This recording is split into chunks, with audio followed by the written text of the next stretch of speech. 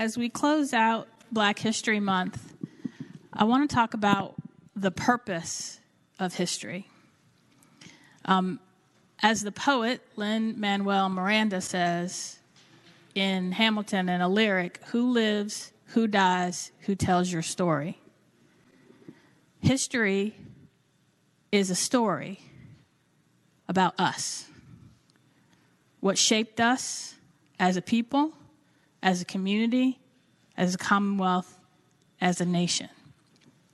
And the importance of teaching a complete, accurate history, the good, the bad, and the ugly, is not just for the sake of memorizing dates and events and names, but understanding how things that happened in the past, decisions that were made in the past, and events that happened in the past impact us and our communities today.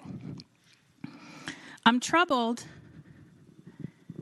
by the interim report and directives from Governor Youngkin that were issued on Friday, the last Friday of Black History Month, not just because of the implications it has on what history can be taught. Because just because something is uncomfortable or inconvenient doesn't mean it wasn't true, and doesn't mean it does not continue to have an impact today. And the fact is that over 300 years of slavery and Jim Crow still impacts Virginia, and particularly Black Virginians today. It's 400 years, over 400 years, of Virginia's existence still impacts our native tribes today. And whether we like it or not, decisions made decades and centuries ago creates inequity.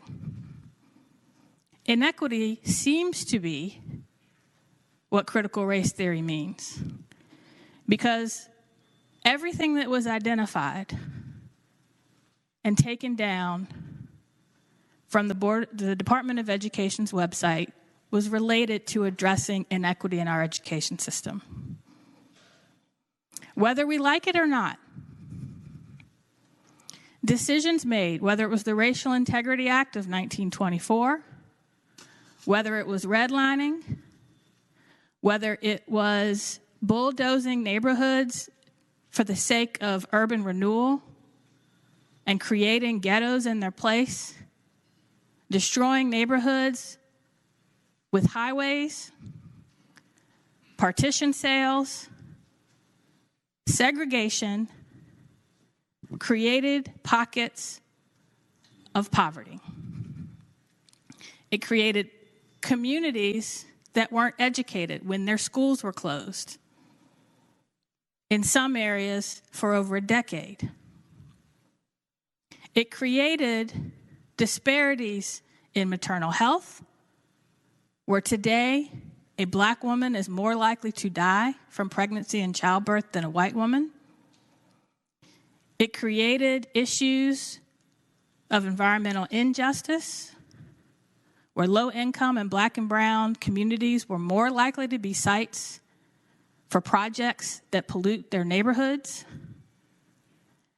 And the point of the educational equity efforts was to address inequity in our education system. Because over 300 years of impact of Jim Crow did not go away like a magic wand when the laws were changed. And we have to meet our students where they are. We cannot assume they all start from the same starting block, because they don't. We cannot assume that they all have a straight path from when they show up in kindergarten to when they graduate, because they don't. It's not based solely on the color of their skin. It's based on what's happening in their home and in their community, which was shaped by decisions made by this body and local bodies. We cannot put our head in the sand and assume they'll go away.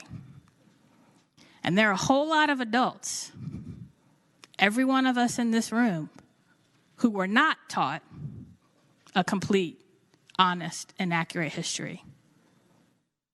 And yes, it's uncomfortable when a family has to talk about its trauma. But our Commonwealth, the family of our Commonwealth, and all of our communities will never heal if we don't acknowledge, talk about, and address the impacts of that trauma. We need to do that in education, healthcare, housing, criminal justice. And if it's divisive, it is up to us to do it in a way that is inclusive and respectful of everyone that is impacted by our decisions. Thank you, Madam President.